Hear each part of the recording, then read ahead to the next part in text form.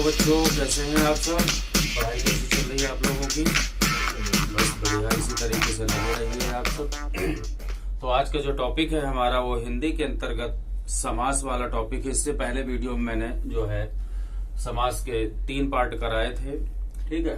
अब 3 जो बचे हैं समास वो इस वीडियो में हम करने वाले हैं। इसके अलावा कुछ आज इस वीडियो में स्पेशल देने वाला हूं समास के अंतर्गत ही, वो ये है कि अपवाद वाले क्वेश्चन जरूर आते हैं एग्जाम में, तो वीडियो के लास्ट तक बने रहें, स्किप मत करें, अच्छे से देखिए, अच्छे से करिए, ठीक है। तो अगला जो समास था वो है चौथा वाला, वो है तत्पुरुष समास।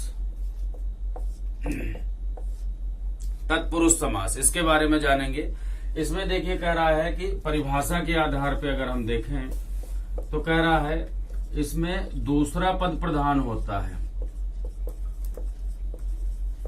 दूसरा पद यानी ये पहला पद है, ये दूसरा पद है, तो ये वाला प्रधान पद होगा, दूसरा वाला, ठीक है।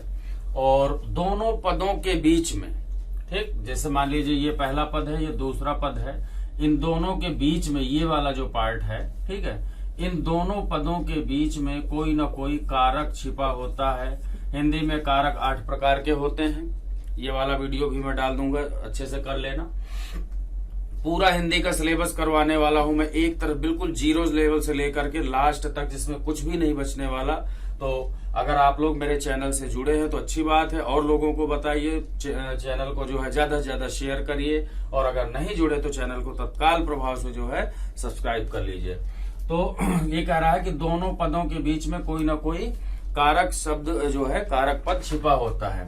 चलिए, ये तो हो गई परिभाषा, और मैंने शुरू से ही बताया है, पिछले वीडियो में भी बताया है कि जो भी समास मैं करवाने वाला हूं वो बिल्कुल भी किताबी परिभाषा के आधार पे नहीं होगा। आपको ना तो किताब उठाने की जरूरत है, और ना ही किसी तरीके की परिभाषा याद करने की जरूरत, ना ही ये प्रधान और सेक्रेटरी याद करने की आवश्यकता, ठीक है। जिस तरीके से मैं बता रहा हूं खाली वैसे आप करते रहिए। मैंने जितने भी अब तक कराए हैं वो सिर्फ नाम के आधार पे करा है। इसका नाम है, देखिए, तत्पुरुष।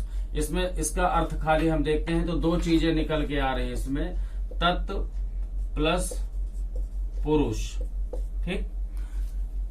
इसे अगर हम अलग कर दें, इसका विग्रह कर दें तत्पुरुष का, तो इसमें जो निकल के आ रहा है तत् प्लस पुरुष, ठीक। अब इसका अर्थ अगर हम जाने तो तत् का मतलब होता है उसका, अलग अलग करके मैं लिख रहा हूं, उसका पुरुष, ये निकला इसका अर्थ।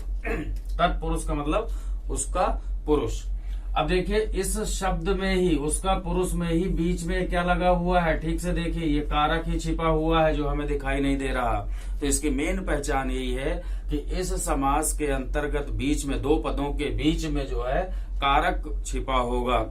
कारक वाला टॉपिक जो है इसी के अंतर्गत आ जाता है। चाहे अलग से भी करवा दूंगा मैं, तो वहां से भी आप चाहे कर लेना।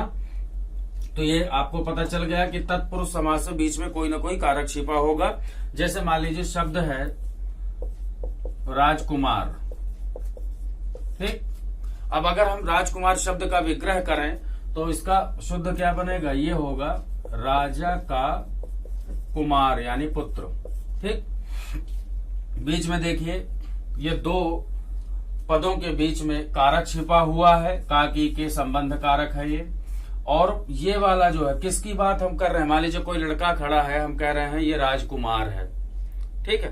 तो राजकुमार का मतलब ये हुआ, बात किसकी कर रहे हैं हम, कुमार की, यानी पुत्र की बात कर रहे हैं। पुत्र किसका है, राजा का, यानी हम बात किसकी कर रहे हैं, राजा की या कुमार की, तो बात हो रही है कुमार की। जैसे मैंने कह दिया कि भाई विधायक पुत्र है, तो बात तो पुत्र की हो रही है ना। तो यहाँ पे दूसरा वाला पद यानी कुमार वाला या पुत्र वाला, जैसे मान लो राजपुत्र ही ले लो, ठीक है। तो यहाँ पे ये पुत्र प्रधान है, यानी दूसरा वाला पद यहाँ पे प्रधान है इस समास की, यही विशेषता है। जैसे मान लीजिए मैंने कहा बलहीन, ठीक, तो इसका अर्थ हुआ बल से हीन, ठीक है।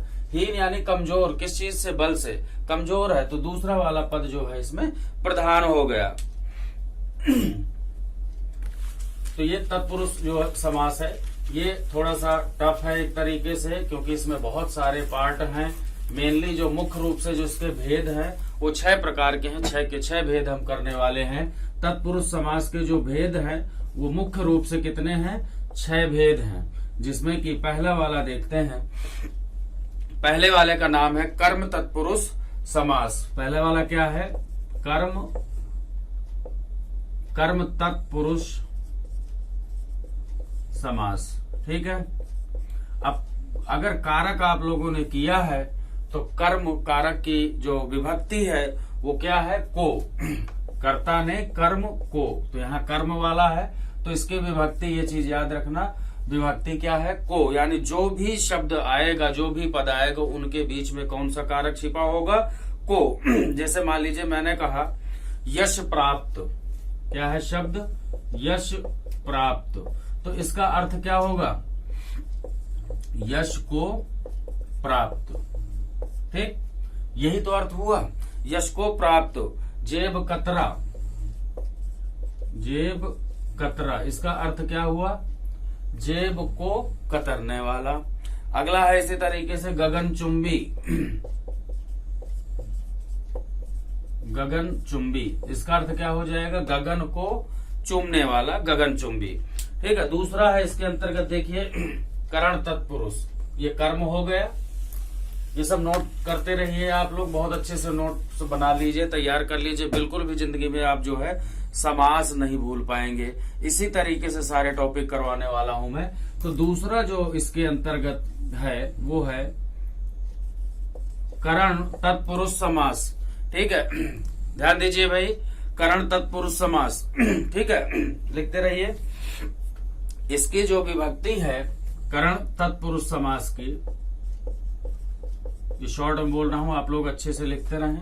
करण तत्पुरुष समास की जो विभक्ति है वो है से और द्वारा। क्या है? से या फिर द्वारा। और ये से और द्वारा जो चीजें आती हैं वो सहायता के रूप में आती हैं, याद रखना, हेल्प के रूप में ये चीजें होती हैं। ठीक है, सहायता के रूप में। जहां कहीं से होगा या द्वारा आएगा किसी भी शब्द में तो वो करण होगा, और लेकिन वो हेल्प के रूप में, सहायता के रूप में होना चाहिए। जैसे मैंने कहा कि मैं बस से दिल्ली जा रहा हूं, तो बस से दिल्ली, से आया तो यानी किसकी हेल्प ले रहा हूं मैं? बस की, है ना। बच्चे बस द्वारा विद्यालय गए, यानी किसकी सहायता ली? यानी जुड़े हुए, हेल्प के रूप में, जुड़े जहां रहते हैं वहां पे ये कर्ण तत्पुरुष समास होगा। जैसे मान लीजिए करुणापूर्ण शब्द है, करुणापूर्ण, इसका अर्थ क्या होगा? करुणा से पूर्ण। दूसरा है तुलसीकृत, हम लोग अक्सर पढ़ते हैं तुलसीकृत रामचरितमानस, तो इसका अर्थ क्या होगा? इसका अर्थ ये है तुलसी द्वारा कृत, का मतलब रचित, यानी रचना, जिसकी कृति यानी रचना की गई है। अगला है भयाकुल, भयाकुल, इसका अर्थ क्या होगा? भय से आकुल। ठीक है। अगला देखिए तीसरा जो इसका है संप्रदान, संप्रदान तत्पुरुष समास। संप्रदान तत्पुरुष समास, इसकी विभक्ति है के लिए। क्या है? के लिए। संप्रदान जो कारक के अंतर्गत हम पढ़ते हैं, संप्रदान का मतलब होता है दान, दान किसी को देना, दान की जो चीजें होती है जिसमें किसी तरीके के पैसे रुपए की बात ना हो। जैसे मान लीजिए कहा कि मैंने बच्चों के लिए मिठाइयां खरीदी, ठीक, तो के लिए आया, बच्चों के लिए, अब उनसे पैसे तो नहीं लूंगा मैं, यानी दान में देने वाला हूं, तो यहाँ पे वो संप्रदान तत्पुरुष समास के अंतर्गत आएगा। जैसे मान लीजिए कह दिया जाए कि कन्या विद्यालय, ये मोस्ट इंपोर्टेंट है, कन्या विद्यालय। बहुत से ज्यादातर स्टूडेंट क्या करते हैं, इसमें क्या करते हैं, इसका अर्थ जब निकालते हैं तो कहते हैं कन्या का विद्यालय, कन्या का विद्यालय। खुद सोचो आप कि एक छोटी सी कन्या है, उसका विद्यालय, यानी उस विद्यालय की मालकिन कौन है? कन्या। ऐसा बिल्कुल नहीं हो सकता, तो इसका शुद्ध क्या होगा? कन्याओं के लिए विद्यालय। ठीक है, कन्याओं के लिए। अब जैसे मान लीजिए लिखा होता है गौशाला, गौशाला, तो इसका अर्थ क्या होगा? हमेशा के लिए आना चाहिए।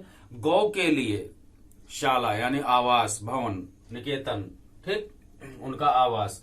तो यहाँ पे अगर मैंने कह दिया कि गौ का शाला अगर कह दिया तो का की के संबंध कारक होता है, तो वो बिल्कुल गलत हो जाएगा। गाय अपने लिए मकान नहीं बनवा सकती, अपने लिए भवन जो है नहीं बनवा सकती, ठीक है। इसी तरीके से अगला देखे, मान लीजिए जैसे मैंने कह दिया यज्ञशाला, यज्ञशाला, और एक लिख लीजिए हवन सामग्री, ठीक, हवन सामग्री।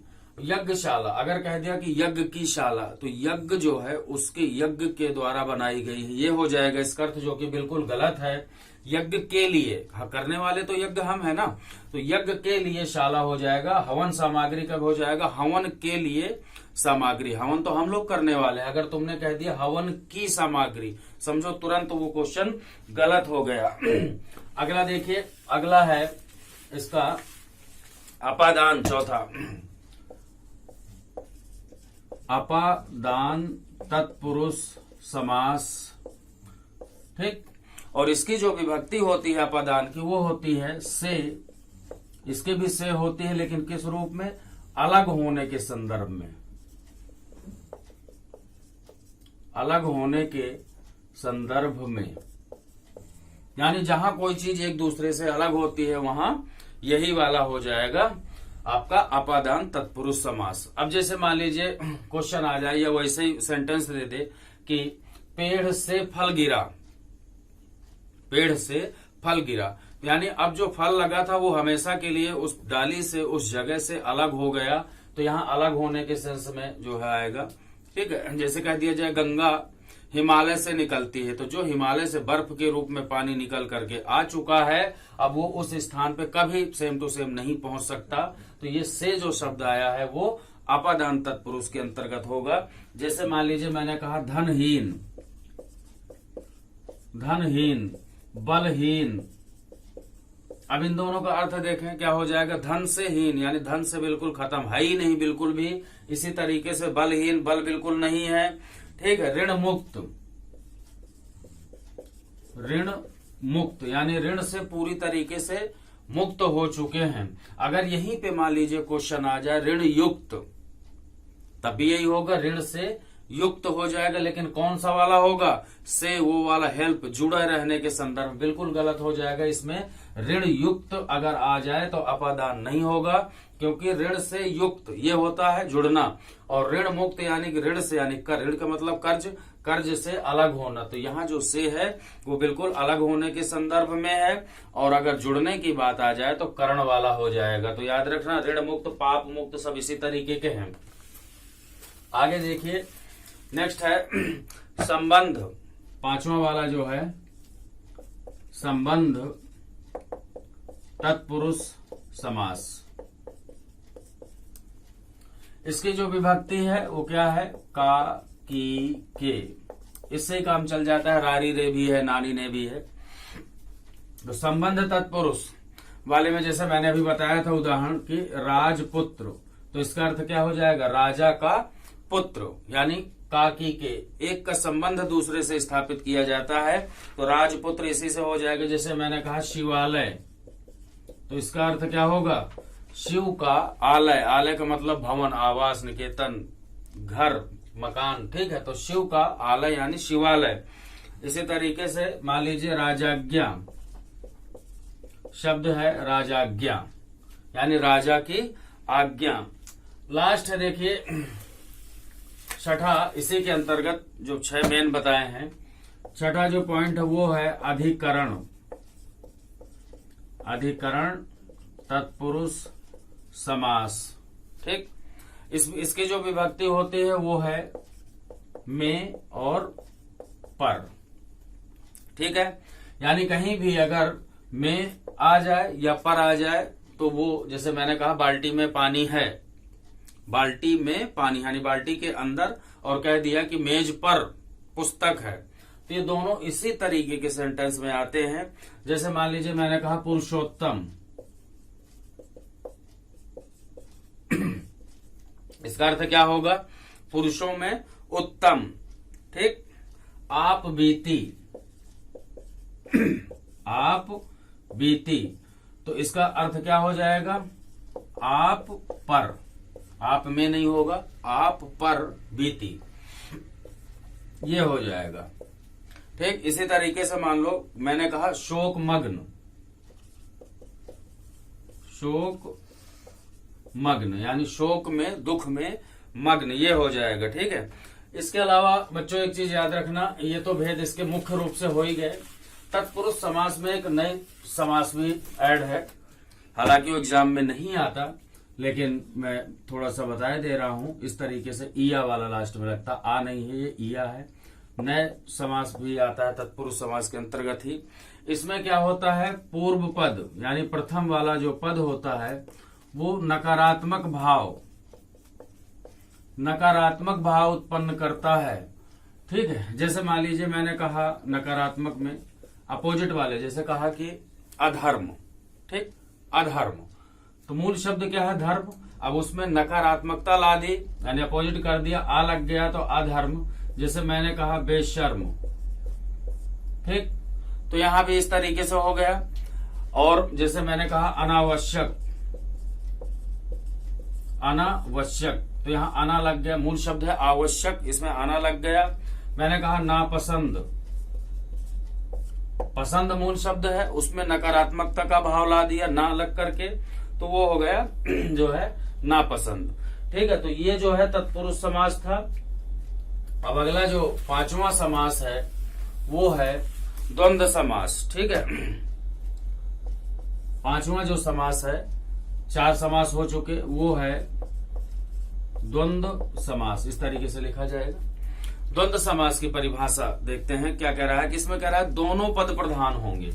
द्वंद्व समास में दोनों ही पद प्रधान होंगे, यानी पहला पद भी प्रधान होगा और दूसरा पद भी प्रधान होगा। ये कह रहा है कि इसमें दोनों पद प्रधान होंगे और दोनों पदों के बीच में ये जो चीज है, दोनों पदों के बीच में या तो और छिपा होगा या अथवा या फिर या। ठीक है, इस तरीके से ये दोनों पदों के बीच में छिपे होते हैं, ये इसकी पहचान है। अब बात करते हैं, ये तो किताबी परिभाषा हो गई। अब हम अपने हिसाब से देखेंगे द्वंद्व का अर्थ क्या है, खाली इसका अर्थ देख लेते हैं। द्वंद्व का मतलब होता है प्रतिस्पर्धा, लड़ाई झगड़ा। कहते हैं ना कि उन दोनों के बीच में तो द्वंद्व युद्ध चल रहा है, कोल्ड वॉर, है ना। तो द्वंद्व का मतलब होता है लड़ाई या प्रतिस्पर्धा। ठीक, अब ये लड़ाई और प्रतिस्पर्धा किन लोगों के बीच में होती है, जहां दोनों ही पार्टियां मजबूत हों, यानी जहां दोनों ही पद प्रधान हो। एक पार्टी अगर कमजोर है तुरंत हाथ पैर जोड़ लेगी, भैया हमारे बस की नहीं है लड़ना, हमसे नहीं हो पाएगा, इनसे प्रतिस्पर्धा करना, कोई कंपटीशन नहीं है, जाने दो, कहने दो जो कह रहे हैं। लेकिन अगर दोनों पार्टियां मजबूत हैं तो उसमें क्या होगा, तभी लड़ाई होती है, तभी प्रतिस्पर्धा होती है। ये चीज आप याद रखना। तो द्वंद्व का मतलब यही होता है, लड़ाई प्रतिस्पर्धा। ठीक है, जैसे मान लीजिए एक चीज और है, इनकी इन दोनों पदों में जो है, ये जो भी दो है मोस्टली जो है एक दूसरे के विपरीत या विलोम होते हैं, एक दूसरे के ये विलोम होते हैं, ये चीज याद रखना। कुछ लोग जो है पढ़ाते हैं जब, तो ये कहते हैं कि दोनों पदों के बीच में, यानी इन दोनों पदों के बीच में डैश का चिन्ह आता है, योजक चिन्ह जिसे कहते हैं, ये वाला चिन्ह आता है। तो आपको बता दूं ये कोई जरूरी नहीं है कि योजक चिन्ह आएगा, इस चीज को मैं साबित करके दिखाने वाला हूं। और आजकल इसी टाइप के क्वेश्चन आते हैं जिसमें योजक चिन्ह होता ही नहीं है। क्यों, बहुत से लोगों ने रट लिया कि जिन दो पदों के बीच में योजक चिन्ह है, डैश वाला चिन्ह है, समझो वो द्वंद्व समास है। तो उस चीज को भूल जाना। अब ऐसे क्वेश्चन बिल्कुल भी नहीं आते, और ये जो है इसे मैं साबित करने वाला हूं कि किस तरीके से क्वेश्चन आते हैं। जैसे मान लीजिए शब्द है, बहुत सारे शब्द हैं, जैसे रात दिन, रात दिन, इनमें योजक चिन्ह है। ठीक है, मान लिया। माता पिता,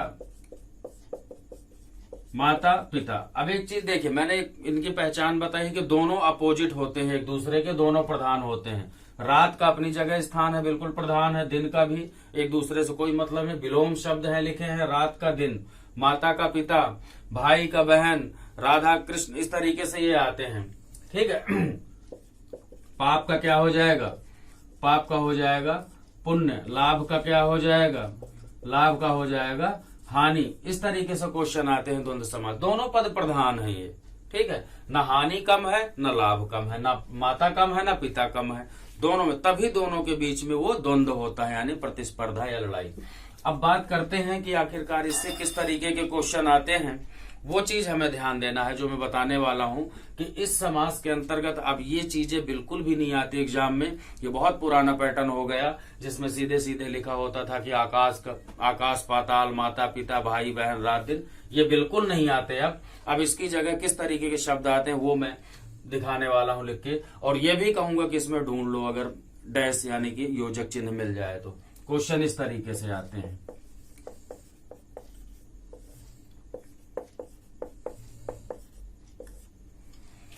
अब देखिए, जैसे यहां पे लिखा है माला माल, पापा पाप, लाभा लाभ, लाभा लाभ, इस तरीके से क्वेश्चन आते हैं। अब ढूंढते रह जाओगे कहाँ है भाई, कौन सा समास, कुछ समझ में नहीं आ। बहुत से तो इसे कहते हैं पापा का पाप, जो कि गलत है, ऐसे थोड़ी नहीं है। लेकिन इसका तरीका, अगर इनके शुद्ध शब्दों को अगर हम, है ना, अलग करें या विग्रह करें, विखंडन करें, तो सही अर्थ हमें मिल जाएगा। यहाँ पे देखिए, पहले इसे देखते हैं। यहाँ पे मूल शब्द क्या दिख रहा है शुरू में, लाभ, तो लाभ लिख लो, ठीक। अब डैश लगा लो, कोई दिक्कत नहीं है। इसके बाद आ और लाभ, तो इधर क्या लिखा है, अलाभ। अब इसे विलोम के रूप में देखते हैं, क्या सही है गलत। लाभ का हानि, यहाँ पे मैंने लिखा है लाभ का हानि, तो ये लाभ और अलाभ, जिसमें कोई लाभ ना हो तो हानि ही तो हुई, यानी लाभ का अलाभ बिल्कुल सही है। यही लिखा हुआ है ये लाभालाभ, यानी ये दीर्घ संधि के तहत छोटा आ प्लस छोटा आ बराबर बड़ा आ, संधि वाले टॉपिक में कराऊंगा, वहां से क्लियर हो जाएगा आपको। तो लाभालाभ में हो गया इस तरीके से, लाभ प्लस अलाभ हो गया। पापा पाप, मूल शब्द क्या दिख रहा है, पाप, पाप का मतलब पता ही है, बुरे कर्म, बुरा कार्य, ठीक। और यहाँ देखिए आ बचा और फिर पाप लिखा है, अपाप, यानी जिसमें किसी तरीके का पाप ना हो तो वो क्या हो जाएगा, उसे पुण्य ही तो कहेंगे, ठीक। यानी पाप और पुण्य लिखा है ये। यहाँ देखिए माल और अमाल, प्रोडक्ट नॉन प्रोडक्ट, यानी माल और यहाँ बचा अमाल। इस तरीके से क्वेश्चन इसके अंतर्गत आते हैं। द्वंद्व समास हो गया। अब देखिए लास्ट वाला जो छठा समास है, ये सबसे ज्यादा इंपॉर्टेंट है। सभी समास जितने भी हैं 6 के 6, उनमें सबसे भारी पड़ता है ये बहुव्रीहि समास, जिसका नाम है, ठीक है, बहुव्रीहि समास। ये छठों समास में जितने 6 के 6 उनमें सबसे ज्यादा इंपॉर्टेंट है। इसके में देखते हैं, इसमें कह रहा है किताबी परिभाषा कि इसमें ना तो पहला पद प्रधान है और ना ही दूसरा पद प्रधान है, ये सबसे बिल्कुल अलग टाइप का है, बल्कि कोई अन्य पद यानी तीसरा पद प्रधान है, कह रहा है। ना तो ये प्रधान है ना दूसरा कोई तीसरा, यानी जो भी दो पदों से मिलकर के समास बनता है, दोनों के बाद भी कुछ भी अर्थ नहीं निकलेगा। बात हमेशा हो रही होगी तीसरे पर्सन की, तीसरे व्यक्ति की, ठीक है। तो ये जो है ये किताबी है। अब मैं इसकी पहचान बता दूं कि इस समास में अधिकांश, हमेशा नहीं लेकिन अधिकांश जो शब्द आते हैं वो देवी देवताओं के नाम आते हैं। याद रखना, देवी देवताओं की जितनी उपाधियों वाले हैं नाम, वो शब्द जो है बहुव्रीहि समास के अंतर्गत ही आते हैं, ठीक है। बहुव्रीहि के अंतर्गत एक चीज और याद रखना, जो भी शब्द आएगा वो बिल्कुल यूनिक होगा, यूनिवर्सल होगा, पूरे ब्रह्मांड में एक ही ऐसा पद धारण करने वाला होगा, वो बहुव्रीहि समास के अंतर्गत आएगा, ठीक है। यानी कि बिल्कुल विशेष पद होगा, वो कोई आम इंसान की तरह नहीं होगा। इसीलिए मैंने बताया कि देवी देवताओं के अधिकांश नाम होते हैं इसमें। जैसे मान लीजिए शब्द है लंबोदर, क्या है, लंबोदर। अब इसका अर्थ देखेंगे तो दो चीज निकल के आ रही हैं। लंबा है जिसका उदर, क्या आएगा, ये इसी तरीके से किया जाता है विग्रह इसका। लंबा है जिसका उदर, ठीक है। अब उदर का मतलब क्या होता है, बहुत से लोग कहते हैं सूंड, है ना, जो कि गलत है। लंबा है जिसका उदर, उदर का मतलब होता है पेट। बहुत से डॉक्टर जो पेट के विशेषज्ञ होते हैं वो लिखे होते हैं उदर रोग विशेषज्ञ, उदर रोग विशेषज्ञ लिखा होता है। तो उदर का मतलब होता है पेट। लंबा है जिसका पेट, अर्थात कौन है वो लंबे पेट वाले, गणेश, सूंड की वजह से लंबोदर नहीं कहा गया। सूंड की वजह से गणेश जी का जो नाम है वो गजानन है। गज यानी उनका जो हाथी जी का सिर है हाथी का, इस वजह से उन्हें गजानन कहा गया। और पेट लंबा है, लंबे पेट की वजह से उन्हें लंबोदर कहा गया है। इसी तरीके से मानिए ये चलिए, जैसे शब्द है दशानन, ठीक है, दशानन, तो इसका अर्थ हो गया 10 हैं जिसके आनन, आनन का मतलब सिर, ठीक, अर्थात 10 सिर वाला कौन है? रावण। अब पूरे ब्रह्मांड में पूरे जो है एकमात्र व्यक्ति है या एकमात्र राक्षस या देवता कुछ भी है, यूनिक पर्सन जो आएगा वो बहुब्रीहि में, मैंने अभी यही बताया, ठीक है। तो ये जो है उपाधियां जो शुरू से चलती आ रही हैं, सिर्फ एक व्यक्ति के लिए, एक देवी देवता के लिए जो दी गई हैं, वही बहुब्रीहि समास के अंतर्गत आती हैं, ठीक है। जैसे मान लीजिए अगला है चक्र पाणी, तो इसका मतलब क्या है? पाणी का मतलब होता है हाथ। चक्र है जिसके हाथ में, अर्थात कौन? चक्र है जिसके हाथ में, अर्थात विष्णु जी के हाथ में चक्र है। अगर विष्णु ऑप्शन में नहीं है मान लो, तो फिर क्या लगाएंगे हम? कृष्ण। और अगर कृष्ण और विष्णु दोनों हैं, ये चीज याद रखना, बड़ा कंफ्यूजन वाले क्वेश्चन इसमें आते हैं। कृष्ण और विष्णु दोनों अगर एक साथ ऑप्शन में आते हैं, तब किसे लगाएंगे? तो प्राथमिकता जो है विष्णु, क्योंकि विष्णु के ही अवतार हैं कृष्ण, ठीक है। तो पापा पहले आएंगे, पापा जी हैं, ये अवतार है इनके, ये तो ये पहले आएंगे, ठीक। इसी तरीके से जैसे मान लीजिए और बहुत सारे हैं, चतुरानन, चतुरानन, चतुरानन यानी 4 हैं जिसके आनन, वही 4 हैं जिसके आनन, 4 सिर वाले कौन है? अर्थात ब्रह्मा जी, ठीक। इसी तरीके से मान लीजिए शब्द आ जाए, इससे बहुत ज्यादा ये इंपॉर्टेंट है, इसलिए ज्यादा से ज्यादा इसके ऑप्शन करा रहा हूं मैं।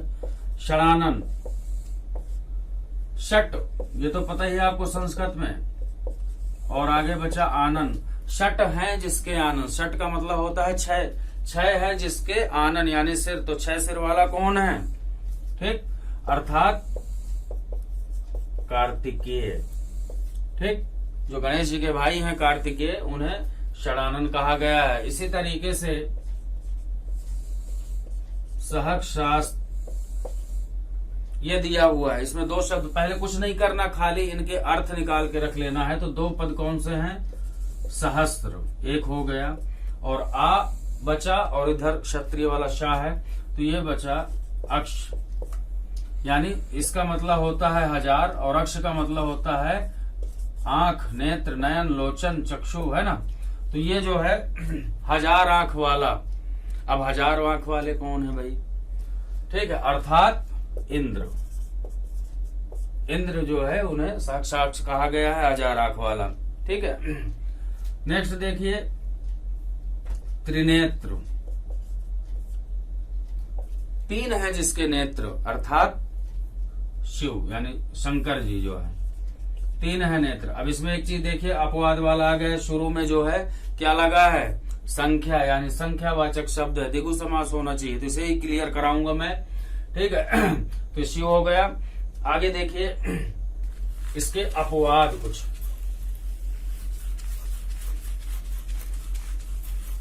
बहुत जो है, कुछ शब्द ऐसे हैं जिनमें 2-2 समास है, वो चीज उसे क्लियर करवा रहा हूं।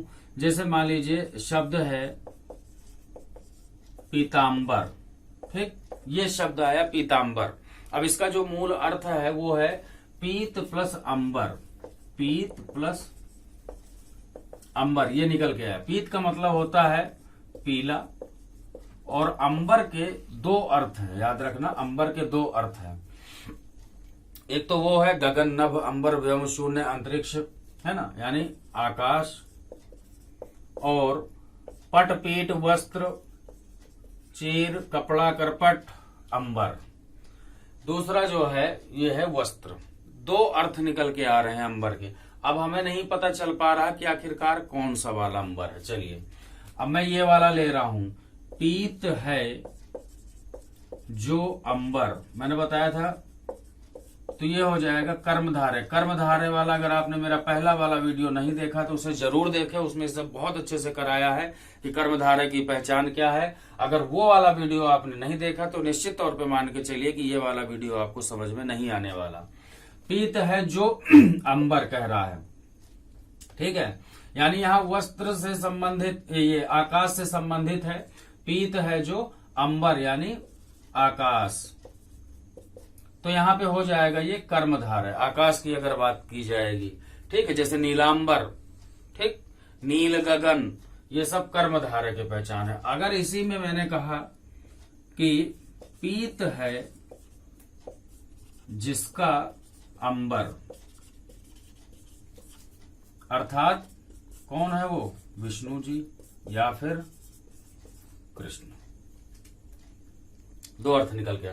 पीला है, पीत का मतलब पीला, पीले हैं जिसके, अंबर का मतलब यहां पे हो गया वस्त्र, ठीक, यहां वस्त्र हो गया, यहां आकाश था। तो यहां देखिए क्लियर पता चल रहा है, पीले हैं जिसके अंबर, या पीला है जिसका अंबर यानी कि वस्त्र। तो यानी कि उसे ना तो पीत का कोई अर्थ निकल रहा पीला का, ना वस्त्र का। इस वस्त्र को धारण करने वाला कौन है, यानी तीसरा पद कौन है जो प्रधान है। तो तीसरा पद है विष्णु। अगर विष्णु ऑप्शन में नहीं है तो कृष्ण, और अगर दोनों ऑप्शन में है तो याद रखना जहां से स्टार्टिंग होती है किसी चीज की, वो मूल वहां पर हमें क्लिक करना है, टिक करना है, तो वो विष्णु होंगे, ठीक है। तो यहाँ पे अगर पीले वस्त्र वाले अगर पूछा जाए तो विष्णु है या कृष्ण है। और अगर इस तरीके से, अब बात आती है कि इसमें तो दोनों ही, यहाँ ये जो है बहुब्रीहि समास हो गया और ये कर्मधारय समास हो गया, दोनों ही समास हैं इस शब्द में। तो किसे टिक करें, यानी कौन सा आंसर सही होगा। अगर दोनों ऑप्शन में दिए हैं तो याद रखना ऐसी कंडीशन में सबसे जो भारी पड़ता है समास वो यही है, लास्ट वाला बहुब्रीहि समास। हमेशा हमें बहुब्रीहि में ही टिक करना है, ये चीज याद रखना। आगे देखिए, दूसरा क्वेश्चन अपवाद वाला जो है, इसी तरीके का मैं क्लियर करवा रहा हूं। दूसरा है जैसे अभी मैंने बताया था त्रिनेत्र, ठीक है, तीन नेत्रों का समूह, तीन नेत्रों का समूह। तो इसमें जो है द्विगु समास, शुरू में संख्या लगी है तीन वाली संख्या, तो द्विगु समास हो गया। और तीन है जिसके नेत्र अर्थात शिव, तो इसमें जो है ये बहुब्रीहि समास, दोनों है। अगर दोनों है तो किसे टिक करेंगे, क्योंकि इस पद को, इस उपाधि को और इस कार्य को करने वाले या धारण करने वाले व्यक्ति हैं या देवी देवता है वो है शिव। तो त्रिनेत्र जो है शिव के लिए यूज होगा, यानी कि बहुब्रीहि समास होगा। इसी तरीके का मान लीजिए शब्द है पंजाब, ठीक, पंजाब। अब इसमें भी देखिए दो तरीके से आंसर छिपे हैं। पंज यानी पांच नदियों का बीच का जो आब है, दोआब क्षेत्र, उसे पंजाब। तो पांच नदियों के समूह के बीच का जो एरिया है, तो यहाँ पे नदियों के समूह के रूप में जो हो जाएगा वो हो जाएगा द्विगु, क्योंकि संख्या लगी है शुरू में पांच, द्विगु समास हो जाएगा। और अगर ये कह दिया जाए कि पांच नदियों का है बीच का जो दोआब का क्षेत्र है, अर्थात भारत का एक प्रांत ही तो है, और पूरे भारत में एक ही है, यानी यूनिक है, अपने आप में पूरा एक ही पंजाब है इंडिया में। तो वो हो जाएगा, यहाँ पे प्रांत के हिसाब से देखेंगे तो ये हो जाएगा बहुब्रीहि समास। और अगर ये वाला आ जाए तो किसे क्लिक करेंगे, किसे राइट करेंगे, तो वो हम बहुब्रीहि समास को करेंगे, ठीक। तो बच्चों ये जो पूरा टॉपिक था ये समास से संबंधित था। और अगर एक चीज मैं आपको बता दूं, अगर आपने मेरे सारे वीडियो देख लिए हिंदी के, तो हिंदी में कितना ही कठिन क्वेश्चन आ जाए, कहीं से क्वेश्चन पूछ ले, एक भी क्वेश्चन आपसे नहीं बचने वाला। इसलिए मेरे चैनल पर बने रहे और ज्यादा से ज्यादा इस वीडियो को लाइक, शेयर, सब्सक्राइब कर दे। धन्यवाद।